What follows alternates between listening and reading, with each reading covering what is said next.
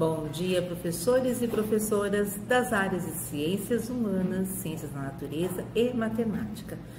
Nessa semana, nossa TPC contará com a presença da nossa querida professora PCNP de Educação Especial, Kátia Firmino. Ela discorrerá sobre vários temas referentes ao ensino e aprendizagem dos alunos, dos estudantes com deficiência. Nessa TPC também, nós, PCNPs das áreas citadas acima, Ciências da Natureza, Ciências Humanas e Matemática, estaremos presentes nessa roda de conversa. Espero que vocês possam aproveitar da melhor forma possível todos os recados, todas as dicas que a Kátia discorrerá ao longo da TPC. Que tenhamos, então, uma ótima manhã de estudos. Olá, professoras e professores, sejam todos bem-vindos ao nosso ATPC de hoje. Hoje nós contaremos com a participação especial da Kátia Lima, que é especialista em educação especial. Ela estará conosco, junto com os professores das áreas de Ciências da Natureza e Matemática e Ciências Humanas e Sociais Aplicadas. A Kátia fará conosco uma roda de conversas com diversos assuntos com os nossos PCNPs. Eu sou o PCNP Geraldo, tenho cabelos ruivos e barba ruiva, estou usando uma camisa azul claro num fundo branco. A apresentação nossos colegas PCNPs. Olá, meu nome é Sâmia, eu sou PCNP de Biologia, eu sou morena, tenho os cabelos castanhos, os olhos castanhos, estou vestindo um vestido cinza, estou num ambiente tipo escritório, sentada numa escrivaninha com uma janela atrás de mim. Olá, professores, eu sou o PCNP Sérgio de Ciências, eu possuo cabelos, barbas e olhos pretos, estou usando óculos, tenho cor parda, estou no ambiente de escritório, atrás de mim tem uma estante com alguns objetos. Passo a palavra. Olá, pessoal. Eu sou Alessandra, PCNP de Física, sou branca, cabelos loiros, olhos castanhos, estou no quarto do meu filho, sentada numa escrivaninha, e atrás de mim está a porta do quarto dele. Olá, professoras e professores. Espero que vocês estejam bem. Sou a Ciomara, PCNP de Química, sou clara, estou usando uma blusa estampada, tenho cabelos ruivos, olhos claros e estou usando óculos. O ambiente em que eu estou é claro e tem uma cortina nude. Eu sou Gislaine, sou PCNP de Matemática, sou morena, cabelo comprido, uso óculos, estou de blusa branca com listras azul marinho e atrás de mim uma parede clara com um pôster. Eu sou a Sandra, PCNP de Matemática, sou morena, tenho os cabelos e olhos castanhos, meu cabelo é comprido, eu estou em um ambiente com fundo rosa. Olá, professores, professoras, é um prazer participar aqui com os meus colegas dessa TPC. Eu sou Kátia, PCNP de Educação Especial. Eu sou clara, olhos claros, estou com uma camiseta roxa. Atrás de mim, um fundo de uma sala com uma planta e uma pequena estante. E, no momento, cabelos curtos e loiros, que, na verdade, não são meus. Mas estou usando nesse momento. Hoje, nossa TPC vai ser muito gostosa, vai ser um bate-papo muito gostoso. E eu espero atender as expectativas dos colegas e de vocês também. Sou PCNP de História, meu nome é Alessandro, eu possuo cabelos grisalhos, curto, pele clara, barba por fazer, e estou no ambiente de fundo cinza. Olá, pessoal, sou Neuza, PCNP de Geografia. Tenho cabelos no ombro, cabelos pretos, olhos castanhos, uso óculos e a cor da pele é parda. Ao fundo tem um vaso e um quadro de flores. Bom, vamos então para a participação da Sâmia. A minha primeira pergunta para a professora Kátia é em relação aos nomes que a gente dá à educação especial e educação inclusiva, né? Hoje a gente fala muito de inclusão e se fala também educação especial. Eu gostaria de saber, eu acho que é uma dúvida de muita gente, se há uma diferença, o que é a educação inclusiva, né, e a especial, o que é a inclusão e o que é a educação especial, ou se são as mesmas coisas. Minha pergunta é essa. Obrigada. Não são as mesmas coisas. E as pessoas costumam tratar como sinônimo educação especial e educação inclusiva. E é importante esclarecer isso, porque é comum a gente escutar, eu tenho 2 alunos de inclusão, eu tenho 3 alunos de inclusão, se referindo a alunos da educação especial. Então, o que é a educação inclusiva? O próprio nome já diz, e particularmente acho até redundante quando se fala educação inclusiva, porque educação é para todo mundo. Então, a educação tem que atender a todas as pessoas e levando em consideração as características de cada uma delas. A educação inclusiva é educação para todos, envolvendo diferenças sociais, físicas, de gênero, religiosas, econômicas. Então, eu preciso atender todos, eu preciso oferecer a mesma educação para todos, tenham a mesma oportunidade. Agora, a educação especial, ela é um segmento da educação inclusiva. Imagina que a educação inclusiva é uma bola, um universo muito grande, e dentro desse universo eu tenho nichos, eu tenho públicos diferentes. Então, dentro da educação para todos, eu não posso, por exemplo, alfabetizar crianças e alfabetizar adultos da mesma forma. Todos têm que ser atendidos, crianças e adultos, mas são públicos diferentes, regidos por legislação diferentes e que têm necessidades diferentes também. Então, eu vou alfabetizar a criança e o adulto de formas diferentes. E isso é inclusão, atendendo a nichos diferentes. A educação especial é um desses nichos. Então, dentro da educação para todos, eu tenho educação prisional, tenho educação fundamental, educação infantil, educação superior, educação domiciliar, educação hospitalar, educação profissionalizante e educação especial. Cada uma dessas modalidades atende a um grupo diferente. Então, como eu disse, né, no primeiro exemplo, as crianças têm um atendimento diferente dos adultos, são grupos diferentes com necessidades diferentes. A educação especial é um nicho dentro desse grande universo que atende um público muito específico. O público atendido pela educação especial é composto pelas pessoas com deficiências, todas elas. Então, física, auditiva, visual, intelectual, múltipla, surdo-cegueira. Também nesse grupo entram os autistas e os superdotados. Esse é o público atendido pela educação especial. Então, quando você fala assim, eu tenho 2 alunos de inclusão, não, você tem todos de inclusão. Você tem 30, 40 de inclusão. Todos nós precisamos ser incluídos. E aí, só um exemplo que eu acho que ilustra bem, é quando a gente pensa no nosso tempo de estudante, quando você tinha o canhoto, por exemplo, tinha que procurar na faculdade ou na escola uma mesinha que tivesse, uma cadeira, que tivesse a mesinha de braço do lado esquerdo. Porque era muito difícil achar. Pelo menos no tempo em que eu estudei, na minha escola, não se achava. Aí todo canhoto tinha que ficar procurando uma cadeira que atendesse à sua necessidade. Ele não estava sendo incluído.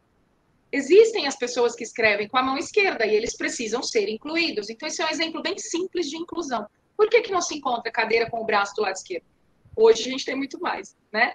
Mas antigamente não. E essas pessoas não eram lembradas, então elas tinham que ficar correndo atrás de um lugar onde tivesse uma cadeira para trazer. E isso é um exemplo de inclusão.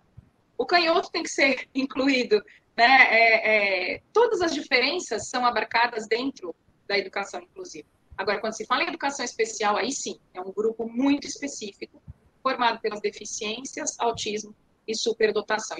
Então, não são sinônimos. A gente precisa começar a se policiar e se corrigir. Eu não tenho um aluno de inclusão, 2, eu tenho todos.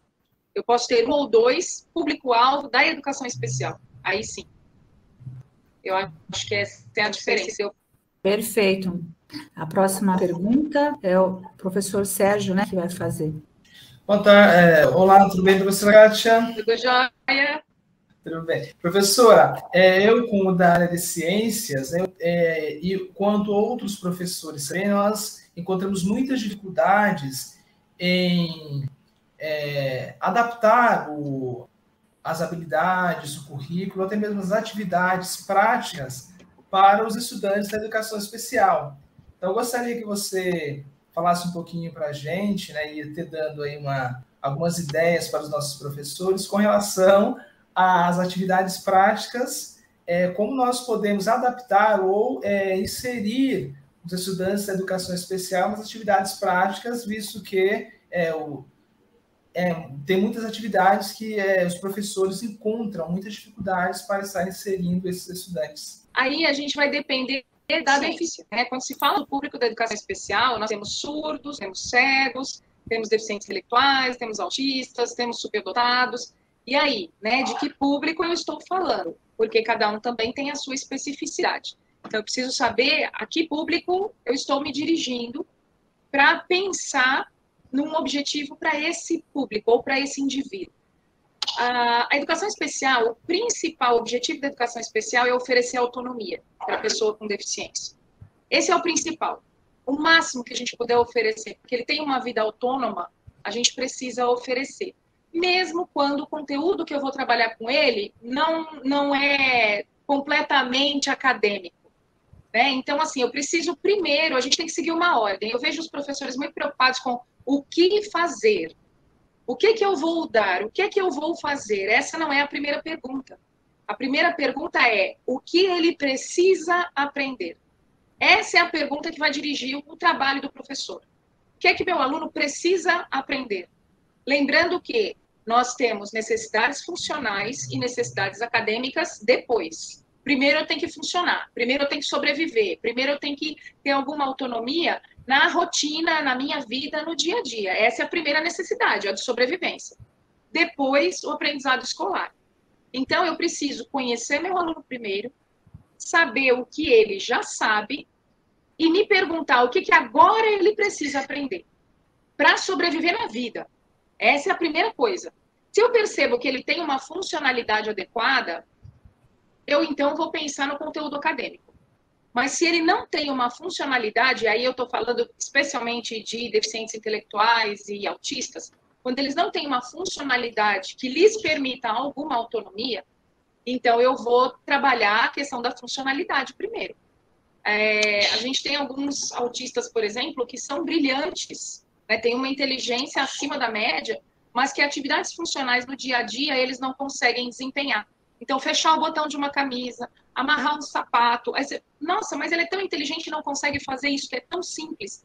Sim, por dificuldades motoras que são naturais do transtorno. Então, eu preciso primeiro, o professor não pode ficar angustiado querendo saber o que fazer e quais adaptações fazer. Essa não é a primeira pergunta. A primeira é o que ele precisa aprender. Ele precisa aprender a escrever o nome dele. Pronto. É isso, esse é o meu objetivo. Eu não preciso pensar em outras coisas. Poxa, mas isso não é da minha disciplina, como é que eu vou fazer isso? Aí é que os professores têm que trabalhar todos juntos. A ideia é que todos trabalhem juntos em torno do mesmo objetivo para atender aquela necessidade funcional daquele aluno. Se ele não tiver uma funcionalidade adequada, o acadêmico não vai acontecer. Então, ele precisa aprender o nome, né? Um aluno analfabeto, ele precisa aprender o nome. Ele não tem dificuldades motoras, né? Eu estou aqui criando um personagem. Ele não tem dificuldades motoras, ele não está alfabetizado. Qual é o nosso primeiro objetivo? Vamos ensiná-lo a escrever o nome. Todos os professores podem trabalhar em torno desse objetivo dentro das suas disciplinas. E aí, esse é o objetivo. Alcançou o objetivo? Agora eu vou colocar um novo. Alcançou o novo? Ele aprendeu nome e sobrenome? Ele aprendeu nome, endereço, telefone? Agora eu vou colocar um novo. Por que eu vou começar nome, sobrenome, endereço, telefone? Porque isso é para sobrevivência. Um adulto com deficiência intelectual, ele tem que saber pegar um ônibus, ele tem que saber atravessar uma rua, ele tem que saber onde ele mora, ele tem que saber dar o endereço dele. A gente sempre tem que pensar primeiro na funcionalidade para a vida. E aí, isso estando dentro do que se espera para a série, aí a gente pensa em conteúdos acadêmicos. E aí a pergunta continua sendo a mesma. É degrau a degrau. Ele sabe isso. E agora, o que é que eu preciso ensinar? E aí cada um vai pensar na sua disciplina, dar uma olhada lá no seu currículo e ver o que o aluno precisa aprender nesse momento. Alunos com deficiência intelectual, por exemplo, que Eu estou falando da deficiência intelectual porque eu acredito que seja a mais complexa nesse sentido. A cegueira e a surdez, a gente tem aí o apoio de Libras para cegueira, eles têm as tecnologias assistivas também. Então, eu fico pensando mais na deficiência intelectual e no autismo por conta mesmo da dificuldade da compreensão e da execução de algumas atividades.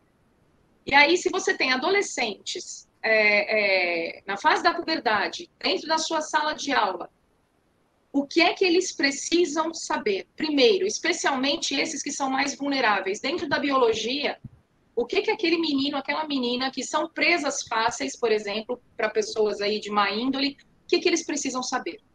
Eu estou falando de corpo humano, por exemplo, o que eles têm que saber agora? Ah, mas não é o conteúdo do momento. Sim, mas eles precisam aprender isso agora, eles precisam falar de sexo, de reprodução, de gravidez agora, porque isso é necessário para a sobrevivência, para a autodefesa, porque é necessário para funcionar na vida. Então, o objetivo é sempre esse, pensar no que ele precisa aprender. Se ele já tem esse conhecimento, e agora? O que eu vou ensinar para ele? Vou falar sobre drogas? Né? Vou falar sobre cigarro, sobre álcool, quanto isso faz mal? Né? Por quê? Porque ele precisa disso para aprender a dizer não. Então, sempre a funcionalidade em primeiro lugar. E a pergunta que vai nortear sempre, o que o aluno precisa, não é o que eu quero, não é o que o currículo está dizendo. Eu vou usar isso como norte? Sim, mas é o que ele precisa. Se o que o currículo está pedindo não é o que ele precisa nesse momento, eu, professora, tenho autonomia para recuar e oferecer para ele aquilo que ele precisa. Ou até para adiantar. Né? No caso de superdotados, por exemplo, eu tenho autonomia para adiantar também, né? Para enriquecer o currículo dele também. Vamos pensar num autista grave. Ele não vai fazer vida acadêmica. Nós gostaríamos que todos fizessem, mas temos que enxergar a realidade como ela é. Alguns não prosseguirão. E esses que não prosseguirão precisam, ainda assim, de uma vida funcional. Isso é o principal. Então, a gente tem que pensar sempre nisso em primeiro lugar. Muito obrigado, Kátia, pelas suas palavras. Passo para o próximo colega, para a próxima questão. Oi, Kátia. Primeiramente, eu gostaria de agradecer a sua participação na nossa TPC. É um prazer ter você, que é especialista nessa área. Na verdade, eu não tenho uma questão. Eu sempre me preocupo, enquanto educadora, o que eu posso fazer para que esse aluno, quando egresse a educação básica, leve os meus ensinamentos em física para a vida deles. Então, eu queria ler um trecho para você do currículo de Ciências da Natureza para o componente de física, a respeito do perfil do aluno que nós temos e, após os ensinamentos de física, o que se espera dele. Eu gostaria que você prestasse atenção nesse trecho que eu vou ler e fizesse uma associação com os alunos público-alvo da educação especial. Eu vou fazer a leitura. Então, está lá assim no currículo de Ciências da Natureza. Física para o ensino médio. Os alunos participam desse cotidiano modificado pela ciência e pela tecnologia, usufruindo das comodidades tecnológicas e se deparando com nomes, conceitos e personagens da ciência veiculados pela mídia. A ficção científica estimula a imaginação dos adolescentes, instigando a busca pelo novo, pelo virtual, pelo extraordinário. Nesse sentido, mesmo jovens que, após a conclusão do ensino médio, não venham a ter contato com práticas científicas, ainda terão adquirido a formação necessária para compreender o mundo em que vivem e dele participar. Os que se dirigirem às carreiras científico-tecnológicas terão no ensino médio as bases do pensamento científico para a continuidade de seus estudos e para os afazeres da vida profissional ou universitária. Então, desse trecho, você, enquanto educadora e especialista na educação especial, eu gostaria que você desse o seu parecer se esses alunos público-alvo da educação especial são contemplados nesse trecho do currículo de Ciências da Natureza. São contemplados com uma única ressalva, desde que se use os recursos adequados para cada especificidade. O aluno surdo, ele precisa de informação visual. Senão ele não vai reter todo aquele conhecimento necessário para a vida. Eu acho que aí nessa questão que você coloca, eu concordo totalmente, fazendo essa pequena ressalva. Os recursos precisam ser providenciados. O aluno cego, se ele não tiver o recurso tátil, se eles não fizerem experiências, se eles não tiverem informações através de outros estímulos sensoriais, né, que não o auditivo, no caso do surdo, e que não o visual, no caso do cego, eles precisam ter recursos para reter esse conhecimento. Aliás, todos, né? Todo tipo de conhecimento. Quando você oferece o recurso adequado, sem dúvida, ele compreende, ele retém e ele leva para a vida. Mas ele precisa do recurso adequado. Ainda mais quando se fala, né, das ciências da natureza, a possibilidade de fazer experiências, a possibilidade de tatear, de cheirar, de sentir, de ter contato é muito grande. E o próprio exercício da vida, né, no dia a dia. Você está na cozinha, você está trabalhando com química e física. Você está atravessando uma rua, você está trabalhando com física. É importante que eles tenham os recursos adequados para cada especificidade. Pessoas com deficiência intelectual, com autismo, precisam do máximo possível de informações sensoriais, para que eles consigam formar. Ele tem uma estimulação visual, uma auditiva, uma tátil. Ele, com essas informações, ele vai conseguir formar um conhecimento, um conceito, mas ele precisa dessas informações.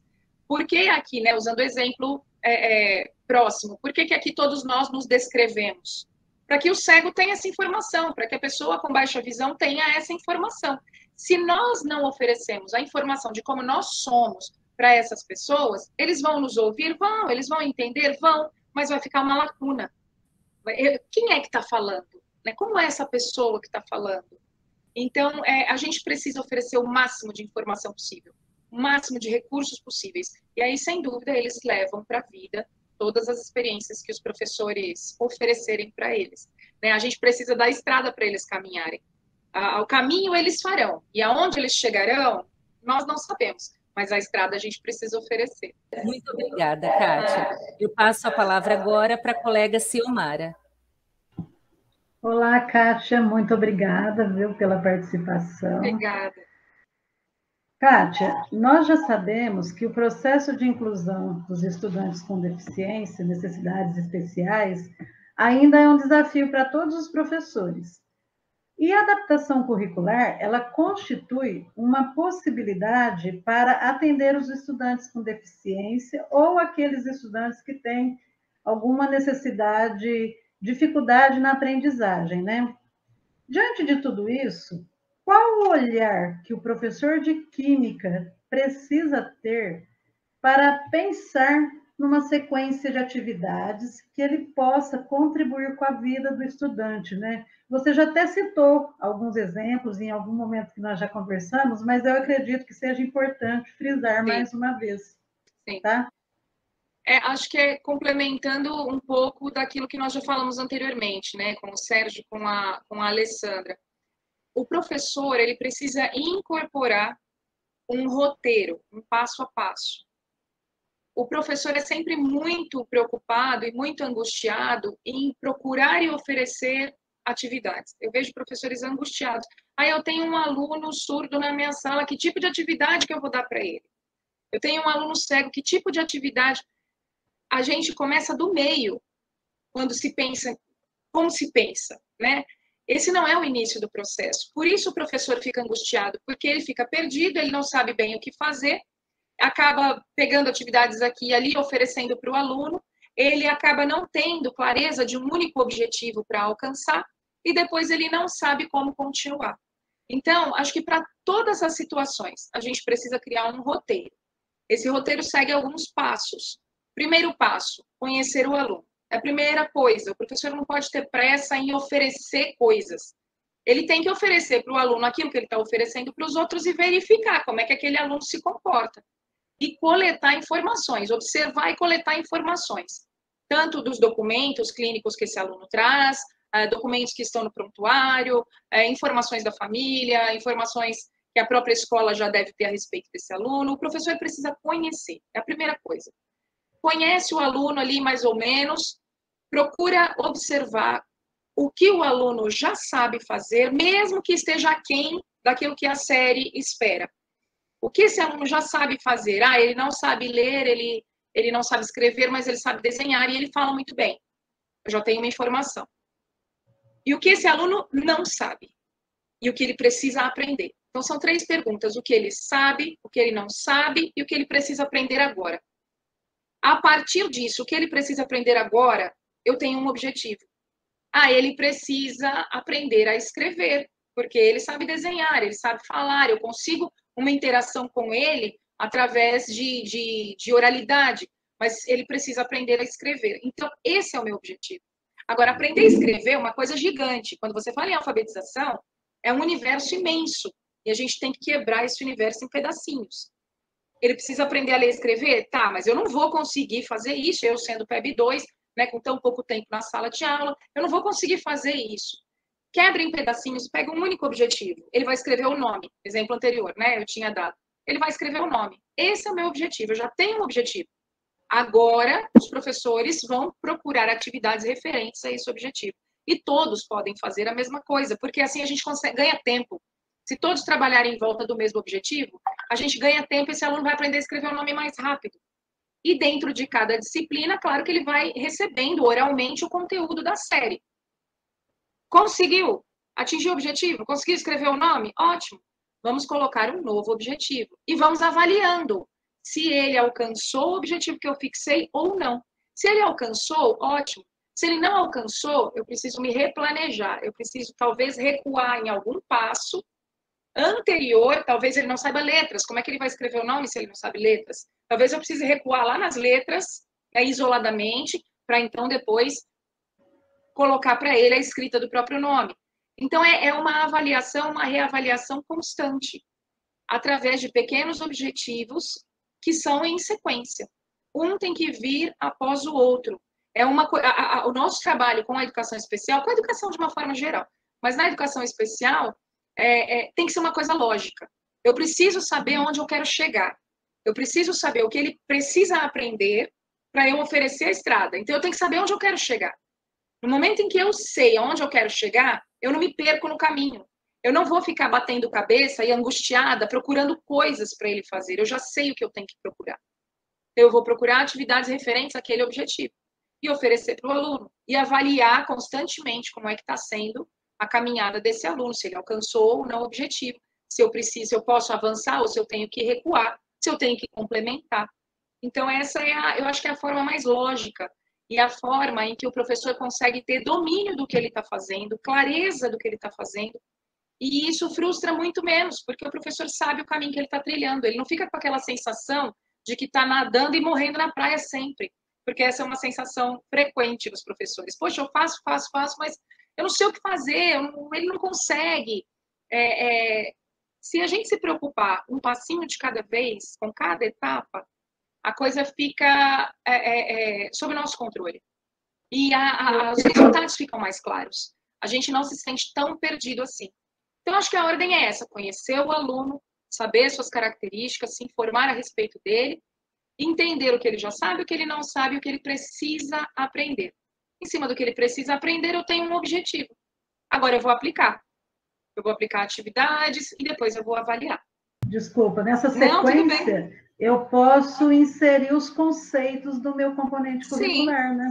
Sim. Eu posso trabalhar, se eu tiver que trabalhar com alfabetização, por exemplo, de repente o aluno já é alfabetizado, assim, tem um pouco, né, da alfabetização, não concluiu o processo ainda, mas ele já lê algumas coisas, ele escreve algumas coisas. Eu posso trazer palavras da química para a realidade dele também, para que ele escreva, para que ele leia pequenos textos, e trabalhando sempre com a oralidade, porque é onde ele tem a expressão do conhecimento dele. A oralidade é muito importante. Você vai ter, por exemplo, alunos que não são deficientes, mas que têm dislexia. São inteligentes, mas têm dislexias, vão ter uma dificuldade eterna em leitura e escrita. E aí, eu vou ficar dando prova só escrita para esse aluno? Eu tenho que buscar a forma como ele expressa o conhecimento dele de uma forma que ele consiga realmente fazer isso. Ele sabe falar. Eu posso fazer provas orais, eu posso fazer questões, eu posso fazer uma apresentação, um seminário, alguma coisa em que ele se expresse oralmente e não necessariamente através da escrita, porque eu sei que ele tem um transtorno de leitura escrita e cada vez que ele escrever, eu vou estar enfatizando aquilo que ele não consegue fazer. E eu preciso valorizar o que ele consegue fazer. Até por uma questão de autoestima, para que ele se estimule e queira mais, e queira continuar. E ele se sinta acolhido e entenda que as pessoas ali em volta dele valorizam o conhecimento que ele tem, muito acima da dificuldade que ele tem. Né? Então, isso é muito importante, valorizar a potencialidade em primeiro lugar. A dificuldade, a deficiência, o transtorno, eles vão existir para sempre. Salvo casos aí que é possível fazer uma cirurgia, né? No caso da visão ou da audição, salvo alguns casos que é possível reverter. Mas a maioria deles é para sempre. Então, aquele quadro, aquela condição vai permanecer. Eu não posso enxergar o aluno como se ele fosse só aquilo. É muito comum escutar assim, eu vou trabalhar com o fulaninho, aquele lá, aquele DI lá. O meu autista, já ouvi isso várias vezes também, o meu autista. Não, meu aluninho cego. Essa pessoa tem nome. E isso não, essa característica que ela tem, não pode resumir essa pessoa, ela é muito mais do que isso. A deficiência é uma característica que, junto com outras, compõe esse ser humano. Ela é uma característica que faz parte desse ser humano. Ela não é o todo. Então, eu preciso enxergar esse aluno como um todo. Ele tem dificuldades, sim, podem ser graves, sim, mas ele também tem potencialidades. Mesmo que nós julguemos pequenas potencialidades, ele tem potencialidades. E a gente precisa olhar com esses olhos e valorizar isso. Porque, senão, além de não conseguirmos trabalhar com a questão pedagógica, nós também criamos uma frustração para a gente e especialmente para ele. Porque ele nunca vai ser visto, ele nunca vai ser valorizado, ele nunca vai ser compreendido. E nós precisamos mostrar que ele tem valor, ele tem potencialidade, ele tem um lugar no mundo e ele é bem-vindo. Então, tudo isso faz parte do trabalho da escola também, né? O acolhimento de uma forma integral, né? Para o ser humano de uma forma integral. Não resumir o ser humano à sua deficiência, eu acho que é o principal para se começar um bom trabalho. É enxergá-lo como um ser humano. Eu tenho uma característica qualquer, né? Ciomara é ruiva, né? Então, aquela ruiva, ela não é a ruiva, ela é Ciomara. É uma característica dela. Né? Então, acho que isso precisa ser observado com mais cuidado. O aluno qualquer um gosta que lembre do nome dele, né? Que se refira a ele individualmente, sim. Né? Eu acho muito triste quando falam, o meu autista, o meu cego, aquele aluno surdo da minha sala. E assim, ainda quando se ouve esses termos, ok, o problema a maior ainda é quando se ouvem apelidos, termos pejorativos e fazendo referência a determinado aluno. Nós precisamos nos educar, todos nós. Né? Se nós não nos educarmos, nós não conseguiremos educar a ninguém. Nós somos agentes de mudança. Né? Nós precisamos trazer possibilidade de mudança real, né? Nas vidas dos nossos alunos de uma forma geral. Muito obrigada, Kátia. Obrigada. Passo a palavra agora para a Sandra, de matemática. Olá, é um prazer estar aqui te escutando, Kátia, aprendendo com você, né? A gente percebe que, independente do componente, todos os professores estão muito preocupados com isso. Não só a inclusão, como você falou, né? Não só dos alunos da educação especial, mas a inclusão de um todo. Passo a palavra para a Gi. Olá, Kátia, tudo bem? Tudo jóia, meninas. Então, tá bom. Praticamente, acho que a gente já discutiu, né, as angústias dos professores. E eu, em particular, quando sabia que eu poderia ter alunos com alguma necessidade de educação especial, eu ficava pensando assim, né, como é que eu vou fazer para eles participarem da minha aula de matemática, né? Só que aí eu penso, mas eu tenho que pensar nisso para todo mundo, né? Porque fazer participar da aula de matemática é bastante complicadinho. Mas eu acho que você acabou aí respondendo, né? Se eu tiver atividade funcional, se eu tiver o recurso correto, essa participação ela vai acontecer de fato, né? O que a gente precisa, eu acho que uma dica preciosa é quando a gente se planeja bem, né? O professor precisa se organizar. Quando ele se planeja bem e ele sabe que lá na sala dele um aluno é diferente do outro, independente de ser da educação especial o aluno é da escola, o aluno também é da educação regular.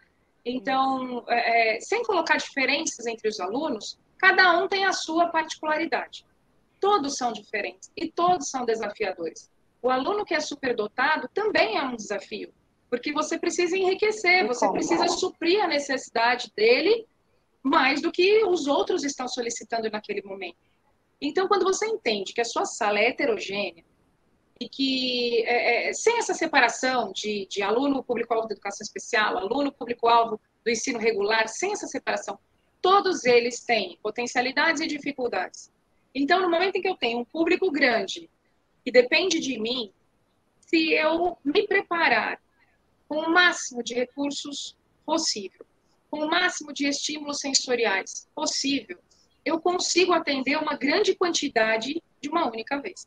Porque todo mundo tem dificuldade. E a adaptação curricular, ela não é só para a criança que tem deficiência, para o aluno que tem deficiência. Ela é para todo mundo, né, que tem alguma dificuldade. Então, se eu estou explicando determinado assunto e o aluno não está entendendo, eu vou lá e explico de um outro jeito, uso uma outra técnica, eu já estou adaptando. Exato. O professor já faz isso, é que ele não tem consciência de que ele faz. Isso eu falo sempre, o mais difícil o professor já faz. No meio daquele caos, às vezes, que está a sala de aula e o professor ali, ele está circulando, ele está atendendo um aqui, outro ali, explicando diferente.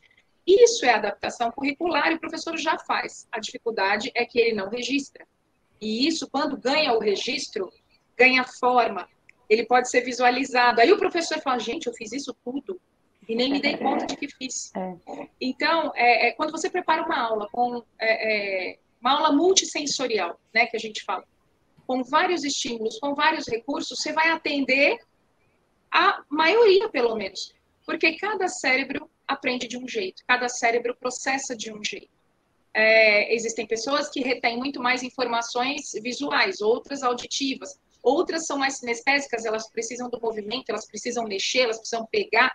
E se eu trago recursos, claro, dentro do possível, se eu trago variados recursos para uma mesma aula, para um mesmo conteúdo, se eu trago a funcionalidade, se eu não fico só na teoria, se eu não fico só distante, mas se eu trago aquilo para o dia a dia, e os alunos podem ter experiências com esses estímulos, a chance de sucesso é muito maior, porque, às vezes, a dificuldade do aluno que tem deficiência é a mesma do aluno regular, que tem uma tremenda dificuldade com matemática.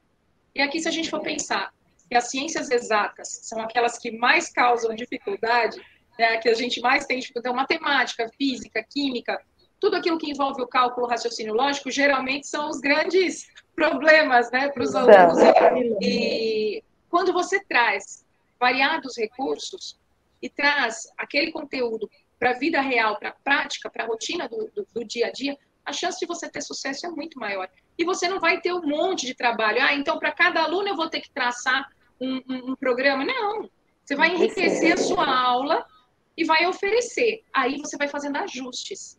Se eu percebo que tem um aluno lá da educação especial que ainda precisa de mais apoio, que ainda precisa de uma abordagem diferente, aí eu vou me ajustar com ele. Mas a minha maioria já conseguiu, já entendeu, já está dominando aquele conhecimento.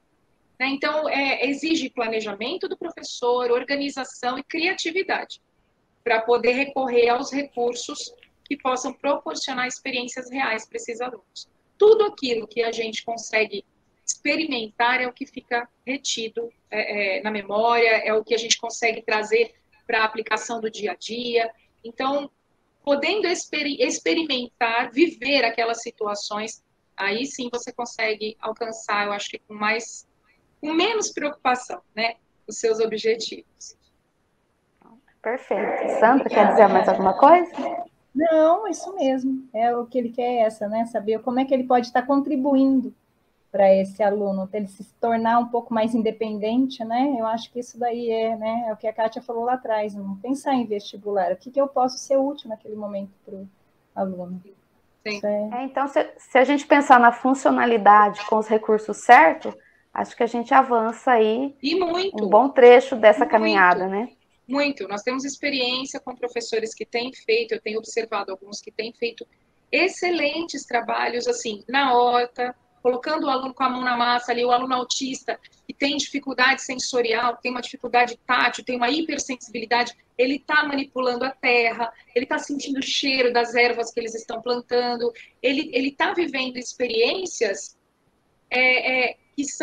que permitem com que ele crie sinapses, com que ele una todas essas sinapses e com que ele retenha um conhecimento que é importante para a vida e com que ele diminua um comportamento disruptivo que é a dificuldade com determinadas texturas. Então, ele está sendo exposto a variadas texturas e ele está agora ganhando coragem para experimentar essas texturas. E isso é muito importante, isso é um avanço. Aí você fala, nossa, mas aquele ali, ele está fazendo isso, mas ele não fala, ele não lê, ele não escreve, mas ele evoluiu. A evolução, seja ela qual for, precisa ser valorizada. Talvez ele nunca consiga ler. A gente precisa pensar com os pés na realidade. Ele pode um dia conseguir? Pode. A gente tem que tentar fazer isso, a gente tem que oferecer, tem que dar oportunidade, sim. Mas a gente não sabe até onde ele vai. Alguns talvez nunca consigam. Mas se ele nunca conseguir esse conhecimento que nós julgamos que é o principal da vida, mesmo que ele não consiga, ele sabe sobreviver com alguma independência, com alguma autonomia, porque ele foi exposto a isso. A gente precisa desmistificar também. Nós, enquanto professores, né, nós imaginamos para os nossos alunos, para os nossos filhos, que todo mundo trilhe uma vida acadêmica, né? Que todo mundo passe no vestibular e faça mestrado e doutorado e seja um grande intelectual. Isso não vai acontecer. Né? Nem com os alunos regulares. Isso não vai acontecer. Aqueles que fizerem essa escolha, aqueles que caminharem para essa direção, ok. Mas aqueles que não caminharem para essa direção, precisam ter o seu lugar valorizado na sociedade também. Nós precisamos de todo tipo de pessoas, de todo tipo de profissional, e eles têm que ter lugar, né, como cidadãos, como profissionais, como pessoas dentro dessa sociedade, e isso precisa ser valorizado. Então, tem uma experiência muito, muito bonita, que até hoje eu me emociono quando lembro dela, numa das nossas escolas mesmo. Hoje ela já não é mais coordenadora, mas se ela estiver por aí, ela vai lembrar quem é. Né? Numa das nossas escolas, a coordenadora estava tentando trabalhar com um aluno, com alguns professores, com um aluno com um comprometimento intelectual grande. E ela falou, olha, eu quero que você desenhe alguma coisa com a letra A. Trabalhou a letra A com ele de várias formas. Desenhe alguma coisa com a letra A. E ele desenhou. Quando ela me mostrou o desenho, ela falou, Kátia, o que você acha que é isso? Eu falei, um pé. O desenho era um pé. E ela falou, eu também achei que fosse um pé. Se a coordenadora estiver por aí, né, tô lembrando de você. Ela falou, eu também achei que fosse um pé. Quando eu vi esse pé, ela falou, eu desanimei. Falei, gente, fiquei tanto tempo ensinando A para esse menino. Por que ele desenhou um pé? Aí ela falou para ele, ela falou, você desenhou um pé? E ele falou, não. E ele tinha uma dificuldade de fono, né? Ele não pronunciava muito bem, não articulava muito bem. Ele falou, não, é uma árvore. E aí, assim, né? Para ela foi lindo, para mim foi lindo. Ele entendeu. Lá estava o A. Né? Era uma árvore, o A tá ali, ele entendeu. Gente, isso para a gente pode ser tão pequeno, mas para quem está lidando com aquilo o dia todo e para o aluno, gente, isso é um passo imenso, imenso, porque ele era muito comprometido, ele tinha muitas dificuldades. Então, a gente precisa aprender a valorizar aquilo que nós achamos que é pequeno, porque não tem pequeno, tudo é grande. Né? Toda caminhada é grande. E quando eles entendem que eles conseguiram, a emoção é imensa para eles, para nós, né, que estamos ali naquela luta. Todos os professores têm alguma experiência emocionante assim para contar, e isso tem que fazer parte da nossa vida. A gente precisa ficar satisfeito com essas vitórias que nós julgamos pequenas. Porque se a gente não souber valorizar essas vitórias, a gente vai ficar o tempo todo se frustrando. Ah, mas eu tento e não consigo, eu tento e não consigo. Conseguiu! O menino desenhou uma árvore. Conseguiu. Então, a gente precisa desmistificar algumas coisas para que o aluno evolua e para que a gente não sofra. Fantástico. Muito obrigada. Sandra, tem mais alguma coisa? Não, é só agradecer, isso mesmo. Só agradecer mesmo, muito bom, eu adorei. Imagina, gente, eu que agradeço a oportunidade de falar com vocês. A gente fica lá junto, né, na diretoria de ensino. Nós, de matemático, também temos muitas especificidades, né? Sim. Então a gente entende um pouco. A gente todo fica mundo junto. olha meio assim, né? A gente fica junto Matemática lá na DE conversando sobre tantas coisas, e agora trazer essas nossas conversas para os professores é uma delícia. Né? Então, obrigada a vocês pela oportunidade e por me darem esse espaço aqui. Porque eu sei que eu já tenho espaço com vocês lá, mas desfrutar desse espaço aqui agora com vocês está sendo precioso. É muito bom. E acho que com isso, então, eu passo a palavra. Olá, professora Kátia. Seja bem-vinda à nossa TPC. Obrigada. São duas questões práticas e simples. A primeira, qual a evolução dentro da educação você consegue contextualizar para nós em ganhos? E a segunda, isso. E a segunda questão é mais simples. Explicar o que é mudo e o que é ser surdo. Então, vamos começar ao contrário. Vou começar da mais simples. Ok. Nós erramos muito quando falamos fulano é surdo-mudo. Foi excelente você ter perguntado isso. Fulano é mudo. Não é. A pessoa que é surda, e acho que quase que 100% dos casos, ela não fala porque ela não ouve. Né? Nós aprendemos, quando somos pequenos, nós aprendemos a falar porque ouvimos as pessoas falando com a gente. Aí tem a mãe, né? Chama a mamãe, aí a criança começa a falar. Né? Fala água, a criança começa a falar. O surdo não ouve e por isso ele não consegue aprender a falar. Aí tem todo um trabalho de fono para se fazer, mas na maioria das vezes ele não é mudo, ele é surdo. Ele não aprendeu a falar porque ele não ouve. Tanto não é mudo que ele vocaliza, ele emite sons. Às vezes sons desconexos, ele tenta, muitos que fazem fono, tentam fazer a articulação das palavras e acabam fazendo num volume muito alto, mas porque eles não ouvem. Mudo é muito raro. O mudo existe, mas ele é muito raro. É aquele que realmente tem algum problema, né, no aparelho fonador aí, mas isso é muito raro. O que a gente vê, assim, quase 100% dos casos são surdos. Então, nunca diga, o mudinho, né? O surdo-mudo. Não, ele é surdo. Isso é importante colocar, né? Sempre a gente precisa lembrar a respeito disso, porque quando a pessoa não fala, a maioria das outras se refere a ela como muda. Né? E não, ela é surda. Tá? 100% quase dos casos ela é surda, ela não é muda, ela é surda. Tá bom? Tanto é que ela faz barulho, né? Ela vocaliza. Tá bom? E aí a segunda pergunta, quais os ganhos, né, que nós tivemos na educação especial? Se a gente for olhar a história, eu vou tentar resumir a história lá atrás, né, e trazendo aqui para a gente, se você for pensar lá na antiguidade, pessoas com deficiência eram deixadas à morte. Estou falando na Idade Antiga, né, eram deixadas à morte porque elas comprometiam a vida social daquele grupo, daquela comunidade. Seria uma pessoa não produtiva. Então, seria uma pessoa que não poderia ser uma guerreira, não poderia ser uma trabalhadora, então ela atrapalhava. E eram deixadas à morte, muitas vezes, isso lá na Idade Antiga. Depois, com a vinda do cristianismo, veio aquela questão da piedade, né? Então, não vamos matar, vamos, como se diz, vamos ter pena. Né, é uma pessoa que talvez tenha sido castigada, é uma pessoa que talvez tenha um demônio, isso também era muito visto, né? A pessoa com deficiência era vista como alguém endemoniada, como alguém que estava sendo punida por alguma ação dela ou da família, e aí com o cristianismo veio a questão da piedade. Né? Então vamos dar uma esmola, vamos ajudar, mas é uma pessoa que ainda é improdutiva, é uma pessoa que está ali, que é digna de pena. E aí começaram a surgir os lugares de acolhimento para essas pessoas, né? Os asilos de acolhimento para essas pessoas improdutivas.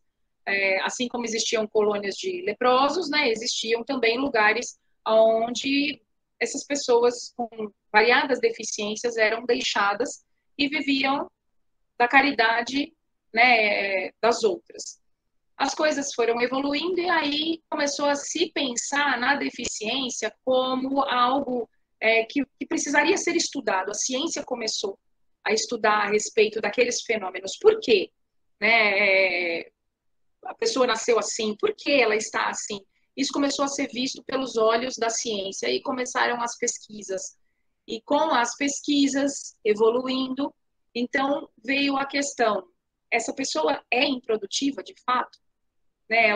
Será que ela não pode desempenhar alguma coisa? E aí entra a educação, trazendo possibilidades de desenvolvimento para esse indivíduo. Isso, assim, eu estou muito resumidamente, né? Vocês que são da história aí, vocês sabem melhor do que eu sobre isso. Eu estou encurtando muito.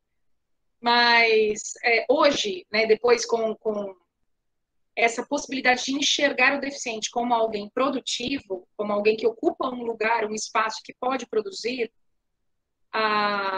então vieram as leis. Né? Algumas muito bem feitas, bem escritas, outras que ainda precisam de muito aprimoramento, mas é inegável que houve evolução, porque até pouco tempo atrás, essas crianças, né, esses indivíduos viviam da caridade dos outros mesmo, e quando se observou que eles tinham potencial, e aí falando do Brasil, né, Dom Pedro II, eu sou muito fã de Dom Pedro II, porque ele era um visionário, na minha opinião. Foi ele que começou com a educação especial no Brasil, né, com a construção do Instituto Benjamin Constant, lá no Rio de Janeiro, com a escola para meninas surdas. Foi ele que começou com isso, né? De uma forma geral, ele era um intelectual, ele prezava muito pela educação. Então, ele fez muito pela educação regular e também pela educação especial, quando ele trouxe essas possibilidades para surdos e cegos no Brasil. E esses institutos existem até hoje. A partir daí, a educação foi ganhando maior espaço, só que esses indivíduos ainda assim eram segregados, eles viviam escondidos, né, em casa, você não via por aí pessoas com deficiência física andando, as famílias tinham vergonha, e agora, né, com essa visão de que a pessoa com deficiência, ela não pode ser vista somente pela deficiência, porque ela é uma pessoa completa, e com as ideias de inclusão que foram evoluindo, nós hoje temos leis que atendem esse público. É claro que falta muita coisa ainda, mas a gente não pode negar que houve evolução. Hoje, na escola, nós temos o intérprete de Libras para o surdo. Até pouco tempo atrás não tínhamos. A lei é muito recente. Né? Hoje nós temos cuidadores para trabalhar com aqueles alunos que precisam de ajuda na mobilidade, na alimentação, na higiene. Isso também não existia até pouco tempo atrás. Então, eu acredito, as escolas especiais, né, antigamente não existia a escola especial, antigamente se confundia a escola especial com um sanatório. Então, autistas eram colocados em sanatórios, né? Hoje existem escolas especializadas, então, até mesmo a visão da escola especial hoje é completamente diferente. Eu acho que a gente ganhou bastante com o fato de apresentar para a sociedade que essas pessoas existem, com o fato de fazer com que a sociedade enxergue que essas pessoas existem. Uma vez que a sociedade enxerga, é possível que a gente lute por políticas públicas que vão atender essas pessoas da maneira como elas precisam ser atendidas. O cego pode entrar com cão-guia aonde ele quiser, em qualquer espaço público. Isso é importante, é uma evolução também. Agora, né, quando a gente tinha o símbolo nas vagas, aquele símbolo da cadeira de roda, então você sabia que aquela vaga era para deficiente, mas e o autista? Como é que ele é deficiente também? E aí, como é que eu tenho preferência se eu não vejo a deficiência dele? Eu não consigo ver. E aí? Mas ele tem preferência também. Então, agora nós temos lá o símbolo do lacinho para o autismo. As coisas vão acontecendo, elas vêm evoluindo, sim. A gente ainda tem muito o que percorrer, mas eu acho que o ganho do que era no passado para hoje em dia é enorme, né? Do que nós vivíamos até pouco tempo atrás para agora, o ganho foi bastante. Eu espero que a gente continue nessa caminhada aí e esse público ganhe cada vez mais e ganhe mais espaço na sociedade onde eles estão também. Muito obrigado, Kátia. Obrigada. A sua fala, viu? Muito obrigado Oi? por ter nos ajudado. Imagina, eu que agradeço. Olá, Kátia. Tudo jóia? Tudo. Nós falamos de tantas coisas já, né? Menina, quanta coisa rica, né? Para nos auxiliar. E aí você falou, né? Sobre uma educação inclusiva. Realmente, quando a gente tem esse olhar de educação inclusiva e desenvolver aprendizagens significativas, né? Atendendo as múltiplas inteligências e também as crianças que tem as suas deficiências, né?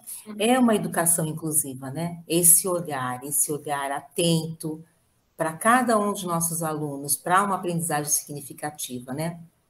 Agora, Kátia, eu vou fazer uma pergunta, porque assim, como mensurar isso, né? Muitas vezes a gente está lá na sala de aula e desenvolve trabalhos significativos, como o exemplo que você deu do menino que desenhou a árvore, né? E a professora percebeu que ele conseguiu, né? Chegar lá, que ele entendeu, que ele compreendeu. Aí agora eu tenho que me reconstruir, né? De como atribuir uma nota. Meu Deus, como era difícil fazer isso, sabe?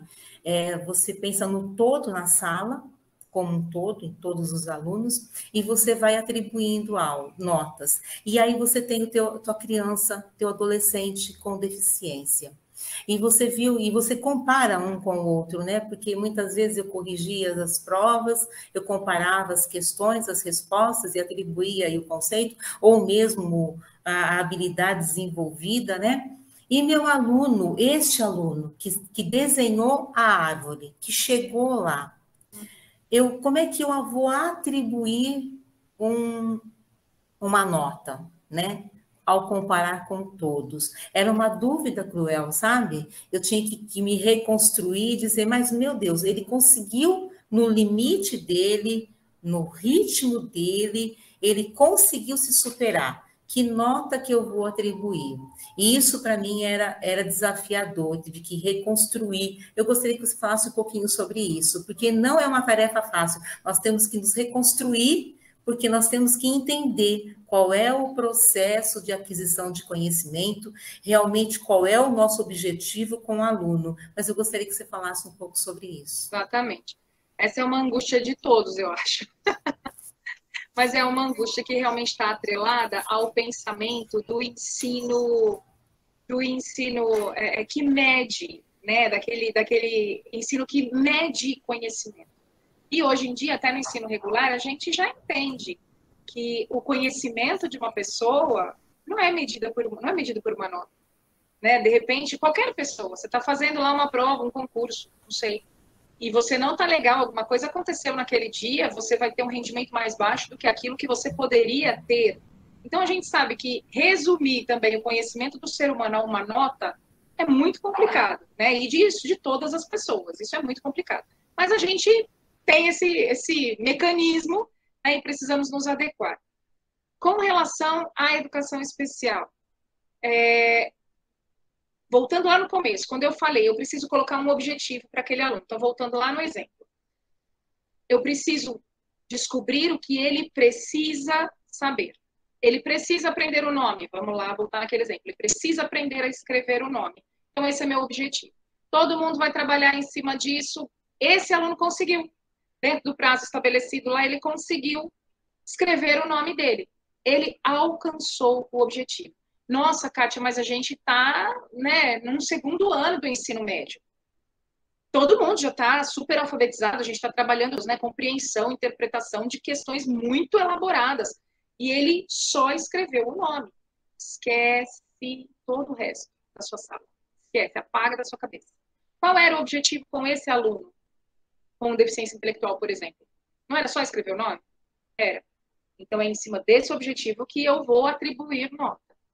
O meu objetivo com a minha turma, eu não sei os currículos, gente, eu não tenho a menor noção do que se faz em cada série. Então, eu vou dar um chute aqui, assim, eu posso estar totalmente errada. Sei lá, segundo ano do ensino médio, nós estamos estudando sobre Machado de Assis e a forma como ele escrevia, literatura e tal. E o meu aluninho lá, eu estou trabalhando como escreve o nome. Então, eu tenho um objetivo para a minha sala, de uma forma geral, e tenho um objetivo diferente para o meu aluno. Os meus alunos regulares serão avaliados conforme os objetivos fixados para eles. Eles é que tem que compreender Machado de Assis e tal. Isso é para eles. Para o meu aluninho com deficiência intelectual, escreva o nome. Só. Então, separa na sua cabeça tudo isso. Ele conseguiu escrever o nome? Conseguiu. Alcançou o objetivo? Alcançou. Que nota eu vou dar para ele? Aquilo que ele merece ter por ter alcançado o objetivo. 8, 9, 10? Sim, 11, 12 mil. Porque ele alcançou. Ai, Kátia, olha, a gente tentou, ele não conseguiu de jeito nenhum, tentamos de variadas maneiras e não foi possível. Ele conseguiu escrever uma parte. Que nota eu vou dar? O parcial, né? O médio, 5. Não, ele não conseguiu de jeito nenhum. Posso dar uma nota baixa? Posso. Exatamente da mesma forma, só que com objetivos diferentes. O que é importante? Eu me respaldar, eu ter documentos, eu ter registros, preencher o anexo 3, para que eu tenha provas de que eu ofereci, eu fiz, eu dei todo o suporte e ainda assim ele não conseguiu. Então não adianta fazer um trabalho sem registro. O registro, ele organiza o trabalho pedagógico e também garante, assegura o trabalho do professor. Precisa ter lá o preenchimento do anexo 3, precisa ter a comprovação de que isso foi oferecido, mesmo que ele não tenha conseguido. A parte que cabe ao professor, que parte da escola foi feita, não foi oferecido. Ok. Que nota ele vai ter? É o mesmo pensamento, tanto para aluno regular quanto para aluno da educação especial, só que com objetivos diferentes. Nossa, Kátia, mas então, no final do ano, o histórico dele vai estar cheio de 8, 9, 10? Então, quando ele acabar o terceiro ano, ele pode ir para a faculdade? Vai estar cheio de 8, 9, 10, com uma pequena observação lá de que este aluno foi atendido nos termos da resolução 68. Se ele foi atendido nos termos da resolução 68, entende-se que ele teve um currículo adaptado e que aquelas notas são referentes ao currículo adaptado. Ele não teve o currículo comum, ele não é um aluno regular, ele é um aluno que teve um currículo adaptado com notas referentes a este currículo adaptado. Outra coisa que eu acho que é importante esclarecer também, e eu falo isso sempre, gente, sempre. Vocês vão ouvir repetidas vezes, mas eu preciso falar. É muito comum ouvir aquela coisa que inventaram. Ah, o aluno é deficiente, dá 5 para ele. Vamos dar o 5 básico. Gente, eu tenho horror a isso. Tenho horror. Porque se coloca nesse lugar. Você está dando uma nota para a condição dele. Isso é um crime. Você tem que dar nota para a produção dele. E não para a condição. Ah, fulano é DI, vai com 5. Ué? Então, eu estou medindo todo o conhecimento dele, a condição. Como é isso? Como é essa relação? Ninguém pode atribuir nota pela condição, porque então, se for assim, o loiro vai ter uma nota, o alto vai ter outra, o baixinho, o branco, o negro. Então, são condições, essas coisas são imutáveis. Eu não posso atribuir nota para uma característica da pessoa, eu tenho que atribuir nota para a produção daquela pessoa. É a mesma coisa quando o professor dá uma nota baixa porque o aluno faz bagunça na sala. Não é isso. Eu tenho que dar a nota referente à produção. Ele conseguiu? Alcançou os objetivos? Tem nota. Conseguiu parcialmente? Tem outra nota. Não conseguiu? Tem outra nota. O aluno da educação especial pode ser reprovado? Pode. Ele precisa ser empurrado? Não. Ele pode ser reprovado desde que você tenha comprovação de tudo que você ofereceu para ele. Você tem que assegurar o seu trabalho. Então, eu ofereci tudo isso aqui, nem os objetivos que foram fixados para ele, mesmo que estivessem ao alcance dele, ainda assim ele não conseguiu. Tentei recuperação, recuei objetivos, eu tentei uma série de coisas e ainda assim ele não conseguiu. Pode reprovar? Pode, mas você tem que se respaldar. Você tem que ter o seu trabalho super organizado. Então, voltando lá na questão da condição, né? Imagina que você, é só a gente pensar na gente, imagina que você vai lá fazer um concurso da sua vida e você está esperando por uma classificação para aquele cargo ali. Você sabe que você rachou de estudar, que você deu o seu melhor, depois você foi bater gabarito, você viu que você foi bem pra caramba, né? Então, você merecia aquilo ali. De repente, você vê a sua classificação super baixa. E aí, você entra com recurso e vai questionar. Por que eu estou com essa classificação tão baixa? Ah, é porque você é baixinho. Gente. E aí, o seu conhecimento fica onde? Jogado no lixo porque você é baixinho. Ou porque você é alto demais. Ou porque você tem o cabelo preto ou loiro. Ou... Mesma coisa com a pessoa com deficiência. Eu jogo o conhecimento que ela tem no lixo. E penso só na condição de deficiente. E dou uma nota 5 para ela porque ela é deficiente. Isso é crime, isso não se faz. Não pode. Então, o meu trabalho tem que ser organizado desde o começo. Desde o início. Para que eu tenha um trabalho pedagogicamente bem feito, bem organizado. Para que eu consiga enxergar os resultados e para que eu não cometa injustiça. Eu não cometa erros, e erros graves. Então, a gente precisa ficar super atento a isso. A forma de atribuir notas, então, Neuza, para alunos da educação especial, para alunos regulares, é a mesma. O que muda são os objetivos que eu quero alcançar. Em cima desses objetivos, eu vou mensurar se ele alcançou, se ele não alcançou, e atribuir a nota para ele. Lembrando, novamente, tudo com registro. Tudo. Registros detalhados de tudo aquilo que você está fazendo. Porque enquanto não acontece nenhum problema judicial, ok. Na hora que acontece, você precisa ter tudo organizado para você apresentar o seu trabalho e justificar o porquê de determinada atitude, né? O porquê de determinado procedimento. Obrigada, Kátia. E duas coisinhas, né? O registro, como ele é importante, né? O registro tem que ser importante, e não só para comprovar o trabalho do aluno, mas também para o professor dar depois uma recuperada naquilo Sim. que o aluno conseguiu. É para o próprio trabalho dele, uma avaliação do próprio trabalho, a avaliação do aluno, e como isso auxilia na mensuração. Aí o registro te organiza, né? O registro te organiza, perfeito. O registro faz com que você consiga olhar para o que você já fez e agora para o que é que você precisa fazer. Exatamente. Então, às vezes, é trabalhoso, né? Trabalhoso. É trabalhoso, mas é necessário. E aí eu fico pensando assim, o que é mais trabalhoso? Você sentar, escrever bem feito uma única vez, ou você ficar batendo cabeça o ano inteiro e sofrendo o ano inteiro e sem conseguir chegar a lugar nenhum? Exatamente. Né? O que te dá mais desgaste? Então, vamos sentar lá mais tempo e vamos ter esse trabalho uma única vez, né? Assim, vamos organizar aquilo para que eu não fique batendo cabeça o ano inteiro, sofrendo uma frustração o ano inteiro e sem saber o que eu estou fazendo o ano inteiro. Né? O professor, ele precisa se organizar, precisa se planejar, se organizar, não só por questões judiciais, se houver, mas também para organizar o trabalho pedagógico. Sim, tá certo. Obrigada, Kátia. Obrigada, Neuza. Bom, professora Kátia, já então finalizando aí o nosso ciclo de perguntas, né? Nós percebemos a sua dedicação no entendimento da legislação e aí da aplicabilidade da mesma, né? Então, você tem aí um grande conhecimento nessa área, né? Na educação especial. É próprio da filosofia perquirir na legislação o bem comum, né? Isso é uma das características da filosofia. E diante dessa realidade, eu gostaria que você pudesse expor aí seu ponto de vista sobre uma necessidade que você entende como mais urgente na atualização aí dessa legislação. Obrigada pelo grande conhecimento. Não é tão grande assim, não. E a gente só tem algum conhecimento porque amo muito o que eu faço, lido com isso com prazer e tenho vocês aí ao meu lado, né, para a gente aprender junto.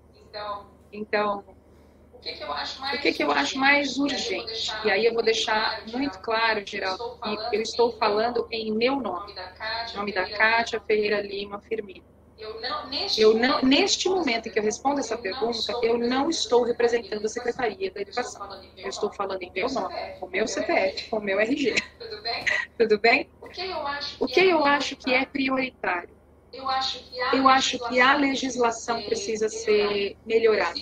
Existem leis que são muito boas, mas que a escrita delas traz possibilidade de duplo entendimento, abre brechas, e essas brechas abertas trazem questões judiciais e que, por causa dessa escrita, essa escrita dúbia, essa escrita que não é clara, às vezes o aluno público-alvo da educação especial não é atendido. Porque aí entra uma questão judicial, entra o litígio mesmo, né? Entre a família, o Estado, e aquilo vai acontecendo. Enquanto isso, a criança está perdendo tempo. Ela precisa ser socorrida o mais rápido possível. E isso não só a criança da educação especial, né? Todos nós. A gente sabe que qualquer problema que nós tenhamos, quando descoberto no início, as chances de melhora, né, e de desenvolvimento são muito maiores. Isso é um consenso. Agora, existem leis muito bem pensadas, mas mal escritas. E essas, por causa desses entendimentos confusos, o Estado entende de um jeito, o Poder Judiciário entende de outro, a saúde entende de outro, a educação entende de outro, e a gente não se entende, e aí isso vai para uma ação judicial, essa criança está ali esperando por um atendimento que poderia ter sido providenciado com mais facilidade há muito tempo. E ela acaba ficando ali, esperando, perdendo grandes oportunidades de desenvolvimento por causa de leis que foram escritas por pessoas que não têm a menor compreensão do que se trata a educação especial. Acho que no Brasil, de uma forma geral, todo brasileiro entende, né, de economia, de religião, de futebol, de política e de educação, todo brasileiro entende. Mas aqueles que são os profissionais dessas áreas, muitas vezes não têm voz.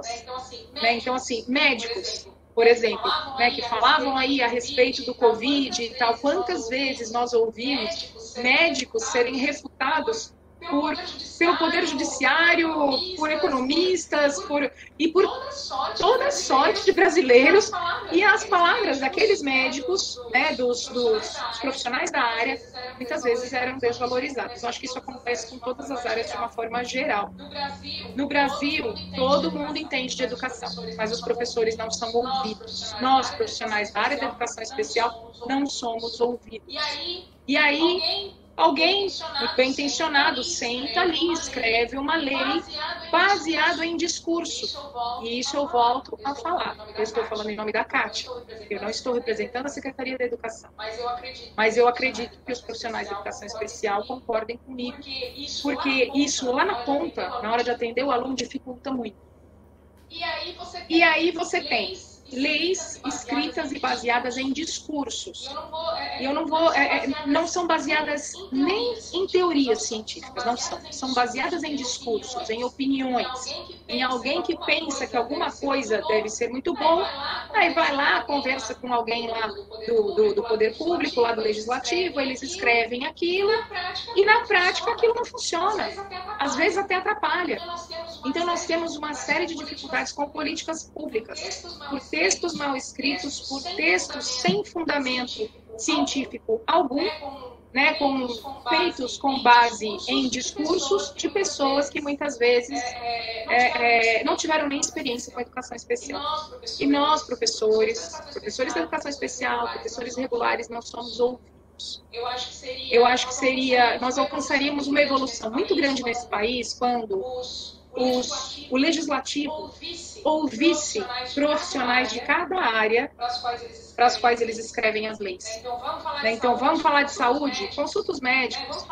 Vamos falar de educação? Consulte professores. Isso precisaria acontecer, porque assim nós teríamos leis objetivas e não esbarraríamos em tanta burocracia e em questões que impedem o ser humano de se desenvolver. Então, acredito, né, como falei antes para o Alessandro, que houve evolução sim, a gente não pode negar que houve. Por outro lado, existem muitas coisas, especialmente voltadas às políticas públicas e à escrita de leis, que não têm fundamento e precisam ser revistas urgentemente para a gente conseguir atender melhor esse público. Nós não estamos atendendo esse público como eles merecem ser atendidos ainda e como eles precisam ser atendidos ainda. Em todos os países desenvolvidos, educação e saúde caminham juntas para o desenvolvimento de determinado aluno com determinada deficiência. Aqui no Brasil, não. Aqui a gente tem a saúde fala uma coisa, a educação fala outra, quando na verdade a gente precisaria caminhar junto, porque essa pessoa precisa dos dois apoios. E nós aqui não conseguimos isso ainda. E são coisas que lá no final, lá na ponta, quando chega no indivíduo, causam um prejuízo muito grande para a vida dele. O ser humano precisaria ser visto como um todo. E todas as questões públicas, né, as políticas públicas, precisariam contemplar essas pessoas como seres humanos completos. E não como uma característica aqui, outra característica ali. Não, precisava enxergar isso de uma forma completa, de uma forma prática, bem fundamentada, com base científica, para que a gente conseguisse resultados.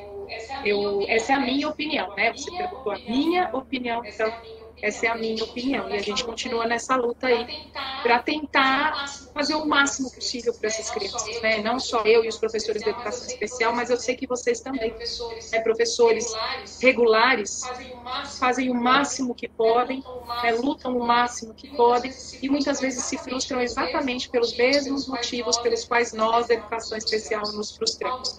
Faltam políticas públicas bem feitas, né? Faltam leis bem escritas, bem fundamentadas e que proporcionem, de fato, o desenvolvimento desses alunos. Um desenvolvimento real, e não um desenvolvimento para preencher números estatísticos. Um desenvolvimento real. Vamos esperar aí, né, que esses nossos legisladores, né, sejam mais sensíveis a essa realidade, né, e possam caminhar no sentido da construção dessa demanda, né, de uma melhor redação, de uma melhor condição, né, para que esses que necessitam da educação especial possam ter esse amparo legal de forma mais direta, de forma mais simples e objetiva, como você bem frisou aí, né? Então, a sua participação é sempre, né, uma participação especial, né? Você é uma pessoa de um conhecimento muito grande, que sempre acrescenta, né? Sim, a Secretaria da Educação, volto a dizer e reitero, né? Acrescenta sim a Secretaria da Educação, e nós agradecemos por esse momento, por ter estado conosco nesse último ATPC do ano, dando aí os seus préstimos, né? Emprestando um pouco da sua sabedoria, né? Nos trazendo aí um pouco desse conhecimento sobre o que realmente é educação especial nesse país. Nós agradecemos a sua presença, tá?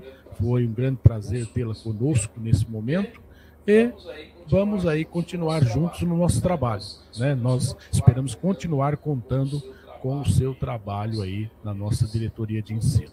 Muito obrigado pela participação no ATPC de hoje, em nome de todos os nossos colegas aqui presentes. Eu é que agradeço muito, amo participar com vocês de ATPC, porque a gente tem que caminhar junto mesmo, né? A educação especial está dentro da educação regular, então quando eu tenho a oportunidade de trabalhar junto com vocês na formação dos professores, eu fico muito feliz, é um prazer enorme estar com vocês na formação dos nossos professores e trocar conhecimento. Eu gostaria muito realmente de ser tudo isso que o Geraldo falou. Mas nós estamos trocando conhecimento e isso é muito gostoso. Então, obrigada por me convidarem, obrigada por terem a paciência de me escutarem até agora. E o que vocês precisarem, eu estou à disposição de vocês, colegas PCPs, dos professores. Foi muito, muito gostoso estar aqui hoje com vocês. Acho que essa nossa formação foi uma delícia e a gente pode aplaudir em Libras, né? Vamos lá, todo mundo. Obrigada, queridos. Obrigada. Olá, professores. Chegamos ao término de mais uma ATPC das áreas de Ciências da Natureza e Matemática. Desde já, agradecemos a todos pela participação no decorrer deste ano, desejamos um excelente término de ano letivo e boas festas a todos, e retornaremos em 2022 com as nossas ATPCs.